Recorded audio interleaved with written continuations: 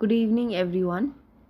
आज हम लोग बात करेंगे शेड्यूल्स ऑफ इंडियन कॉन्स्टिट्यूशन, जिसका मैंने जो छोटा सा शॉर्ट्स बना के डाल दिया था, उसमें सिर्फ मैंने उसमें सिर्फ जो रिटन डिस्क्रिप्शन है वो डाला था। आज अभी हम लोग पूरा डिस्कस करेंगे कि टोटल कितने शेड्यूल हैं, कब क्या कौन से ऐड हुए हैं, उनसे रिलेटेड कौन कौन से आर्टिकल्स हैं, उसके बारे में हम डिटेल बात करेंगे। जब हमारा कॉन्स्टिट्यूशन बन के तैयार हुआ था तो टोटल 8 शेड्यूल्स थे। अब हमारे पास टोटल 12 शेड्यूल्स हैं, पर इसमें जो 12, 9, 10, 11 और 12, ये जो 4 ठो जो ऐड ऑन हुए हैं, ये कब ऐड हुए, किस अमेंडमेंट में ऐड ऑन हुए, ये सब कुछ बहुत बार पूछा गया है। आप यदि प्रीवियस ईयर क्वेश्चन पलट के देखोगे तो मोस्ट ऑफ देम एक ना एक क्वेश्चन या तो इन आर्टिकल से रिलेटेड या फिर जो इनके अमेंडमेंट्स हैं इससे रिलेटेड ज़रूर आ जाता है एक बार ना एक बार। अभी हम लोग फर्स्ट जो शेड्यूल है उसके बारे में बात करेंगे। फर्स्ट शेड्यूल में मोस्टली मेंशन किया गया है, फर्स्ट शेड्यूल में मोस्टली जो है जो स्टेट के जो बाउंड्रीज़ हैं, स्टेट के जो बाउंड्रीज़ हैं उन सब के बारे में मेंशन किया हुआ है।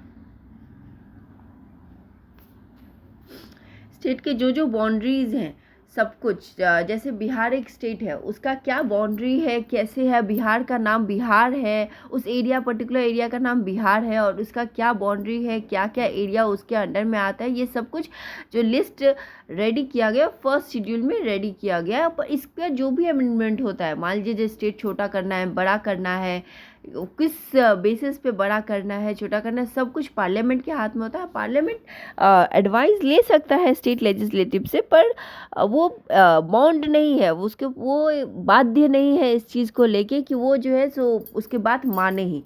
ये फुल पावर पार्लियामेंट के अंडर में आता है। अब हम बात करते हैं सेकेंड शेड्यूल के बारे में। सेकेंड शेड्यूल में मोस्टली जो जितने भी अलाउंस होते हैं, जितने भी अलाउंस मिलते हैं स्टेट गवर्नमेंट को, उसके बारे में बात किया गया। स्टेट गवर्नमेंट के जो एम्प्लॉय जैसे प्रेसिडेंट हुए, गवर्नर ऑफ स्टेट हुए, speaker, deputy speaker, chairman of Rajya Sabha, chairman and deputy chairman legislative assembly, chairman deputy chairman of legislative council, जजेस ऑफ सुप्रीम कोर्ट, जजेस ऑफ हाई कोर्ट, कैग।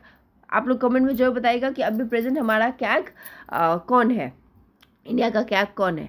और इससे related ये सब आर्टिकल्स हैं जो इन सब से रिलेटेड है। इनको जो अलाउंस मिलता है या घर अलॉट होता है, क्या सैलरी है, सब कुछ इस सेकेंड शेड्यूल में मेंशन है। अब आता है थर्ड शेड्यूल। थर्ड शेड्यूल में ये लोग ओथ लेते हैं। इन लोग कौन कैसे ओथ लेता है, किसके थ्रू ओथ लेता है, कौन इनको ओथ दिलाता है, इस बारे में मेंशन है थर्ड शेड्यूल में। पर ये एक बहुत ट्रिकी क्वेश्चन आता है जब सबका ओथ इसमें मेंशन है पर प्रेसिडेंट का नहीं है। अब बहुत बार क्वेश्चन आ जाता है कि लिस्ट दे देगा 3-4 जनों को, बोलेगा इसमें से किसका ओथ का इसमें मेंशन नहीं है। तो हमारे पास पता होना चाहिए कि प्रेसिडेंट का ओथ का अपना एक आर्टिकल है, थर्ड शेड्यूल में नहीं मेंशन है। फोर्थ शेड्यूल आता है राज्यसभा में। जो हमारा सेंटर में जो राज्यसभा है पार्लियामेंट में, उसमें किस स्टेट से कितने सीट अलॉट होंगे वो चीज़ मेंशन है राज्यसभा में। सीट कितने बढ़ने चाहिए, घटने चाहिए, कितने पॉपुलेशन के अकॉर्डिंग कितना, यदि कोई ट्राइब है या यदि कोई प्रोमिनेंट पर्सन है जो इस स्टेट से जाएंगे वहाँ पे, वो सब कुछ मेंशन रहता है फोर्थ शेड्यूल में। उसके बाद आता है फिफ्थ शेड्यूल। फिफ्थ शेड्यूल में मोस्टली जो है सो शेड्यूल जो कास्ट है, शेड्यूल एरिया, शेड्यूल ट्राइब्स के जो एरिया है उन लोग को क्या क्या स्पेशल प्रोटेक्शन मिलना चाहिए, इस बारे में मेंशन है शेड्यूल 5 में। शेड्यूल 6 हमको बताती है कि स्पेशल प्रिविलेज। शेड्यूल 6 इस बार इम्पॉर्टेंट है क्योंकि ये न्यूज़ में रहा है। मोस्टली जो लद्दाख हमारे शेड्यूल 6 में आना चाहता है, ये स्पेशल पावर मिलता है आसाम, मेघालय, त्रिपुरा और मिजोरम को अकॉर्डिंग इन जो आर्टिकल 244(2) और 275(1) में मेंशन्ड है। उस इन लोगों को स्पेशल प्रिविलेज मिलता है, इन लोगों को स्पेशल स्टेट का दर्जा मिला हुआ है, जो जिस चीज़ में लद्दाख भी आना चाहता है, इसलिए ये चीज़ न्यूज़ में है। तो ये शेड्यूल इम्पोर्टेंट हो जाता है। ये स्पेशल स्टेट के बारे में मेंशन किया गया। Seventh schedule. अब आता है सेवेंथ शेड्यूल। सेवेंथ शेड्यूल में मोस्टली लिस्ट के बारे में बताया गया कि किस चीज़ के बारे, किस टॉपिक, जैसे हेल्थ हुआ, एनवायरनमेंट हुआ, फॉरेस्ट हुआ, ट्रेड हुआ, किस चीज़ पे कौन रूल्स बना सकता है, कौन अमेंडमेंट डाल सकता है, ये चीज़ मेंशन है 7 शेड्यूल में ये लिस्ट बना हुआ है total, union list, state list, concurrent list. अब कॉन्करेंट लिस्ट में कॉन्करेंट लिस्ट का जो आइडिया है हमारे इंडियन का आइडिया नहीं है, हम लोग किसी कॉन्स्टिट्यूशन से लिए हुए हैं। अब मैंने पिछले वीडियो में ये बात बहुत प्रोमिनेंटली बताया था कि किस चीज़ कहाँ से हम लोग ने कॉन्करेंट लिस्ट का आइडिया लिया है। आप लोग कमेंट सेक्शन में जरूर बताइएगा कि कहाँ से कॉन्करेंट लिस्ट का आइडिया मेंशन किया गया हमारे कॉन्स्टिट्यूशन में। उसके बाद फिर टोटल यहाँ पे लिस्ट बना हुआ टॉपिक का, और उस टॉपिक पे फिर 7 शेड्यूल में सारे लिस्ट वगैरह के बारे में सब कुछ मेंशन कर दिया है, कितने टॉपिक्स क्या क्या है। अब 8 शेड्यूल आता है। अच्छा, आप लोग चाहे ना तो ये जैसे 8 शेड्यूल लिखा हुआ है यहाँ पे साइड में, आप लोग ब्रैकेट में जैसे 8 शेड्यूल लैंग्वेज के बारे में बात किया, तो आप लोग चाहे ना तो छोटा सा लैंग्वेज लिख के रख सकते हैं, ताकि जैसे हम लास्ट में जब रिविजन करेंगे तो बस वो लैंग्वेज देख के याद आ जाएगा, अच्छा 8 शेड्यूल में लैंग्वेज का, और बाकी डिटेल तो हम लोग को पढ़ा हुआ रहेगा तो वो दिमाग में फ्लैशबैक हो जाएगा। टोटल जब हमारा कॉन्स्टिट्यूशन बना था टोटल 14 लैंग्वेज थे, उसके बाद वो बढ़ के 22 लैंग्वेज हो गए, जिसे डाला गया इस 8 शेड्यूल में।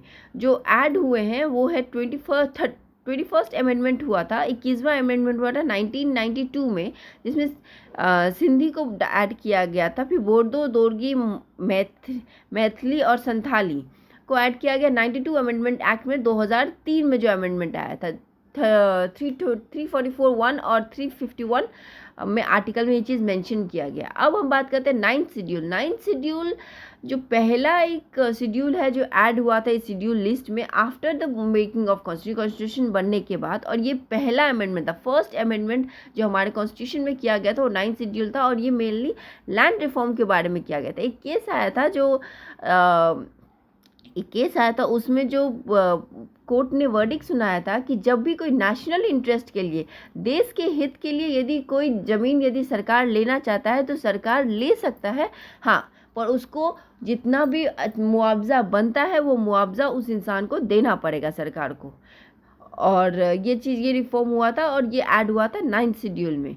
जो राइट टू प्रॉपर्टी है हमारा, जो फंडामेंटल राइट है, उसे हटा दिया गया था और ये यहाँ पे 9th शेड्यूल में लाया गया था। अब 10th शेड्यूल में मोस्टली मेंशन किया गया है उस लोगों के बारे में जो बहुत जन ट्रस्ट नहीं गेन कर पाते हैं, बार बार अपना पार्टी बदलते हैं, अपना आइडियोलॉजी बदलते हैं, उनको डिस्क्वालिफिकेशन कर दिया जाता है अपने पार्लियामेंट के मेंबर के थ्रू। वो चीज़ मेंशन है 10th शेड्यूल में, जिसको एंटी डिफेक्शन लॉ भी बोला जाता है। जहाँ से ये पूछा जा सकता है कि एंटी डिफेक्शन लॉ जो है उसके बारे में कहाँ बताया गया है। वो डायरेक्ट ऐसे नहीं बताएगा, डिस्क्वालिफिकेशन के बारे में नहीं बताएगा, सीधा बोल देगा एंटी डिफेक्शन लॉ किस शेड्यूल में मेंशन किया गया, तो 10th शेड्यूल में मेंशन किया गया। 11th शेड्यूल में फिर पंचायत के बारे में मेंशन है। इसमें बताया गया है कि टोटल 29 टॉपिक्स हैं जो इस लिस्ट में आते हैं, और 73rd अमेंडमेंट एक्ट 1992 में 243G में पंचायत के बारे में मेंशन है। ये जो लिस्ट है 29 लिस्ट, ये लिस्ट 11th शेड्यूल में मेंशन है, और 12th शेड्यूल सेम बात म्यूनिसिपैलिटी के बारे में बताती है।